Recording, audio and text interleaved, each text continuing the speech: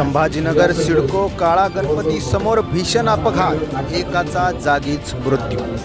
आज दिनांक 4/7/2025 रोजी सकाळी 9:15 वाजेच्या सुमारास MIDC सिडको छत्रपती संभाजीनगर हद्दीतील काळा गणपती मंदिरासमोर चालक प्रशांत एकनाथ मगर वय 30 वर्षे राहणार सिडको छत्रपती संभाजीनगर हा क्रीडा संकुल गारखेडा येथून टेनिस खेळून त्याचे स्विफ्ट डिझायर कार क्रमांक MS20 HH0746 या कारने घरी जात असताना काळा गणपती मंदिरासमोर टर्न घेऊन त्याच्या ताब्यातील वाहन बेजबाबदार निष्काळजीपणे भरधाव वेगाने चालून रस्त्यावर येणाऱ्या वाहनांना व लोकांना उडवले। त्यात काळा गणपती मंदिराचे सुरक्षा रक्षक गुणाजी लक्ष्मणराव शेवाळे वय 70 वर्षे हे जखमी मयत झाले आहे।